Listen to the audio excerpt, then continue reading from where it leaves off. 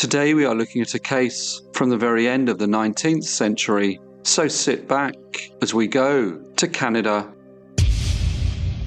Emily Hilda Blake was born in 1878 in the county of Norfolk in England. Her father was a police constable and when able supplemented the family's income by working as a farm labourer.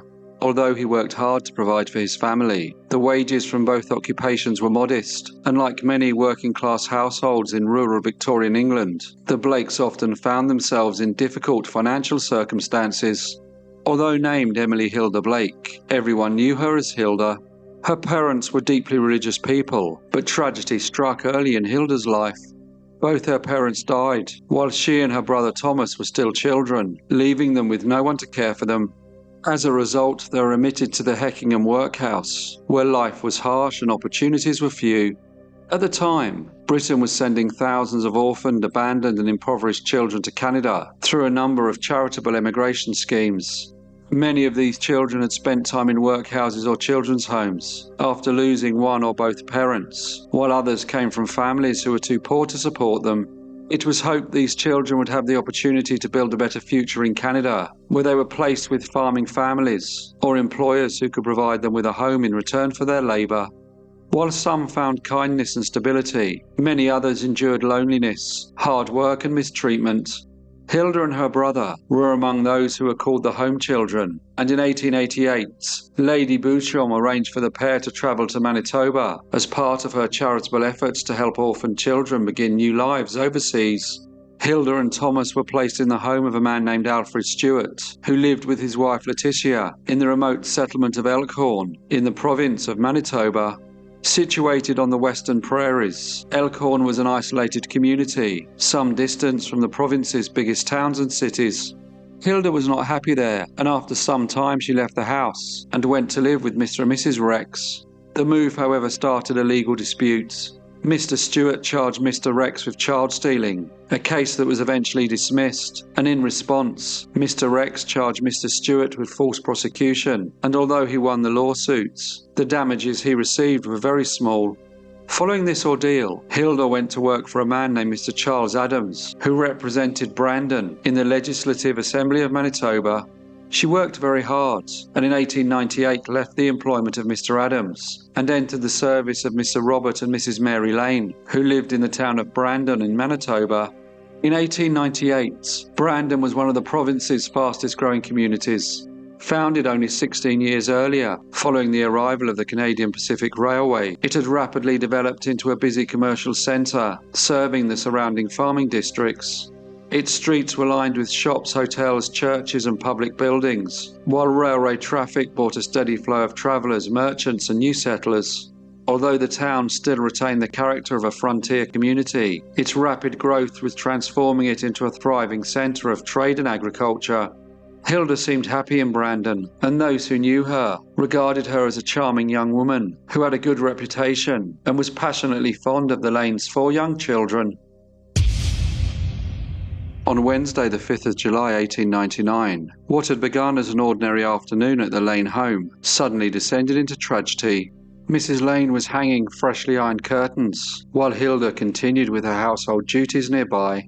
At around 4 o'clock, there was a sound of gunfire. Mrs. Lane had been shot twice, one shot in her back and another in her head. Despite this, she managed to stagger from the house before collapsing on the sidewalk. Some neighbours had heard the gunfire, and Mr. Sampson was the first person to run to her assistance.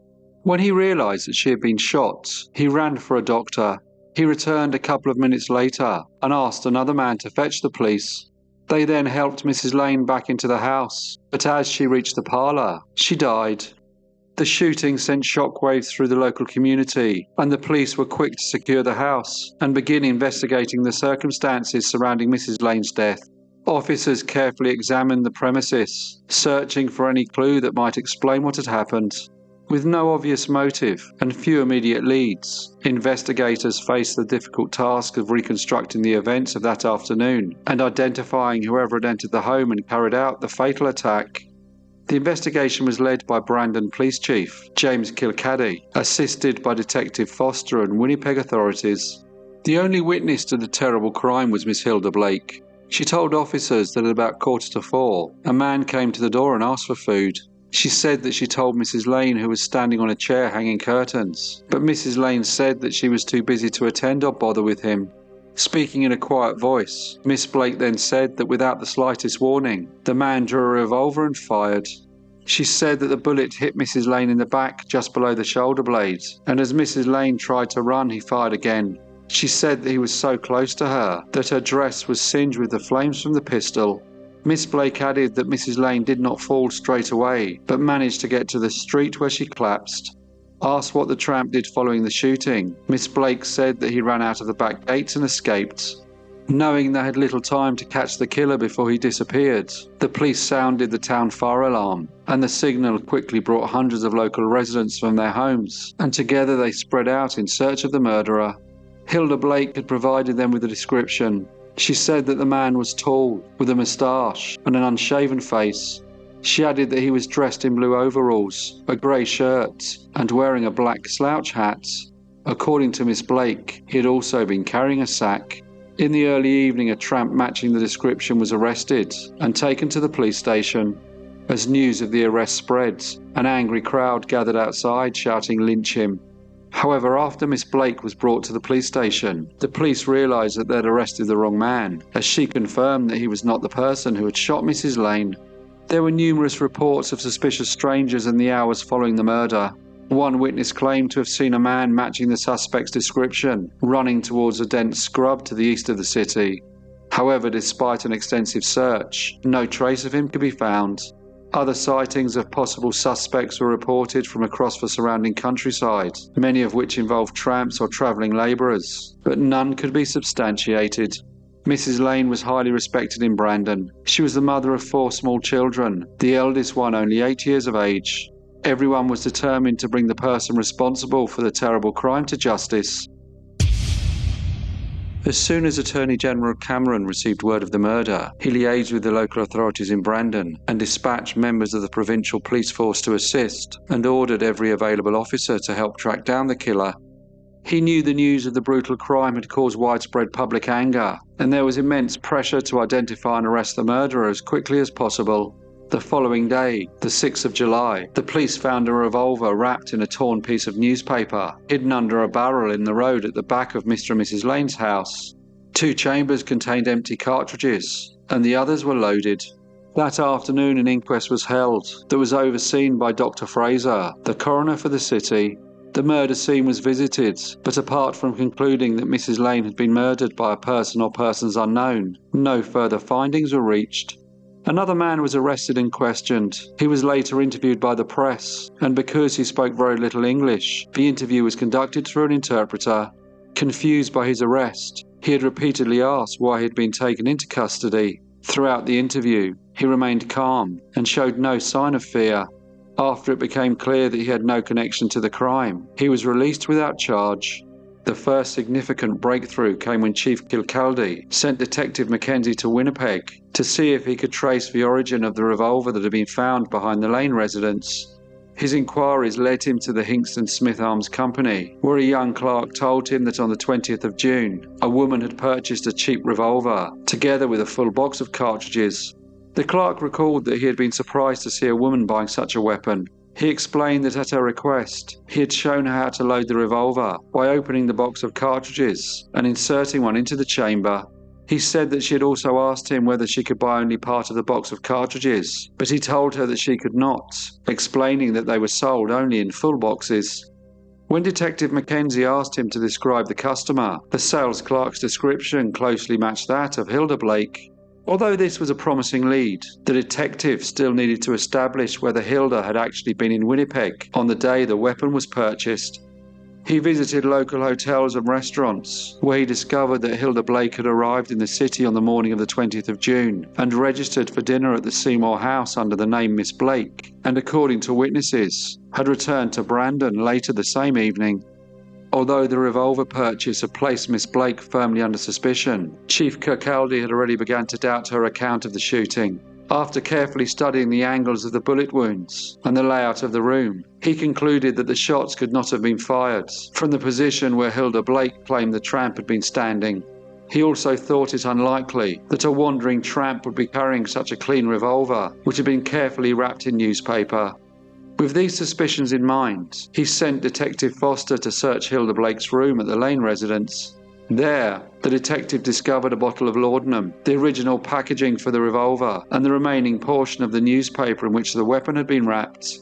The torn edge of the newspaper matched the piece of newspaper found with the revolver, and this provided a crucial link between Miss Blake and the murder weapon. The evidence against the young woman now appeared overwhelming. Mrs. Mary Lane's funeral took place on the Saturday afternoon and was attended by a large number of mourners. The overwhelming turnout reflected the deep sympathy felt throughout the community for the Lane family in the wake of such a devastating tragedy. The service was conducted by the Reverend McAdam Harding, assisted by the Reverend Rahill. Detective Mackenzie returned from Winnipeg on the Sunday morning, accompanied by Mr. Walter Sutton, the Hingston Smith Arms Company sales clerk. Before making an arrest, the officers decided to confront Miss Blake with Mr. Sutton without revealing the true purpose of the meeting. They believed that her reaction could confirm their suspicions. Chief Kilcaldy went to the Lane residence and asked Hilda to accompany him to the police station. He told her that another tramp had been arrested and that he wanted her to see whether she could identify him. Hilda agreed, but on the way they encountered Detective Mackenzie and Mr. Sutton, apparently by chance. The moment Hilda saw Mr. Sutton, she became agitated, while Mr. Sutton immediately recognized her as the woman who had purchased the revolver and discreetly signaled this to the detectives. With the identification confirmed, the magistrate issued a warrant for Hilda's arrest, and she was taken into custody. Realizing that the police had traced the revolver back to her, she became extremely emotional. Having read the Saturday evening newspapers, which had reported that the purchaser of the weapon had been identified, she knew the investigation had reached its conclusion, and she now began to weep uncontrollably and begged to be allowed to return briefly to the Lane residence to say goodbye to the children. She promised that if this was permitted, she would then make a full confession. Chief Kilcaldy agreed and accompanied her back to the house, where he watched as she tearfully embraced and kissed the children farewell. On her return to the police station, she was true to her word and made a full confession. She said that she had shot Mary Lane as she was jealous of her. She explained that she had become deeply attached to the Lane children, and seeing the affection shared between Mr. and Mrs. Lane and their family filled her with envy. Then, after a brief pause, she said it was jealousy that had driven her to commit the murder. However, she insisted that she had purchased the revolver not to shoot Mrs. Lane, but to use if she ever needed it. But for some reason, on Wednesday the 5th of July, in a fit of insanity, she shot her mistress. When placed in front of the magistrates, Hilda was asked if she had a statement to make, and after a slight hesitation, she said, "I want to say that I am guilty and deserve the severest punishment the law can give." The magistrate then committed her to trial. As the weeks passed, the intense public interest that had surrounded the murder gradually began to fade. Although newspapers continued to report developments, there was little new information to satisfy public curiosity, and attention slowly turned elsewhere. This changed, however, on the afternoon of the 15th of November 1899, when a densely packed Brandon courtroom fell silent as the case of Hilda Blake was called to order. Standing before Justice Killam was a 21-year-old prisoner, stood accused of the July murder of Mrs. Mary Lane.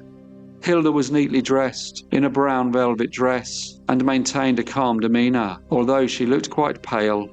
The legal proceedings, however, were extraordinarily brief. When asked by the judge if she had any legal representation or desired counsel, Hilda simply replied, "No, thank you." Despite her refusal, Justice Killam insisted on pausing the session so local attorney Mr. G.R. Caldwell could confer with her privately.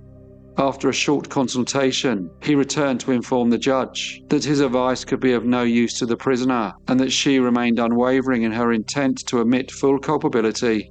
When the formal charge of wilful murder was read, despite the judge's warnings, Hilda entered a plea of guilty. Because of this, the trial concluded almost immediately, and Justice Killam formally handed down the mandatory sentence of death by hanging. Those present were somewhat taken aback by Hilda's calm composure. Many appeared to regard her sympathetically, seeing her not as a hardened criminal, but as a modest and tragic young woman. Yet the calmness she displayed inside the courtroom disappeared the moment she stepped beyond public view. Once outside, the strain of the proceedings overwhelmed her, and she broke down, collapsing into a state of shock and sobbing uncontrollably. Following this, Hilda was returned to the Brandon jail to await her execution. During her imprisonment, she attempted to escape with the assistance of the prison matron Emma Strip, who provided her with a metal file. The attempt was discovered before it could succeed, and the matron was later convicted for helping a condemned prisoner. While awaiting her fate, Hilda also wrote a poem entitled My Downfall. This reflected on the decisions that she had taken that had brought her to the condemned cell and was published by a local newspaper. Outside the prison, some people argued that her sentence should be commuted. Dr. Amelia Yeomans, a physician and prominent campaigner for women's rights, maintained that Hilda's mental condition should be taken into account. She suggested that Hilda had suffered from a form of mental illness and urged the government to grant mercy. The appeal failed. Federal authorities declined to interfere with the sentence, meaning the execution would proceed as planned. On the morning of the 27th of December 1899, Hilda Blake was taken to the gallows. She faced her punishment with dignity. The execution was carried out in the yard of Brandon Jail before a small group of official witnesses. For her final moments, Hilda wore the very same brown velvet dress that she had worn during her trial. Just before the sentence was carried out, she uttered her final words, "Do not think too hard of me. Goodbye." With her death, she became the first woman ever executed in the province of Manitoba. Hello everyone, and thank you so much for listening. As usual, please leave any comments or feedback you may have, and I hope to see you all again in the next brief case.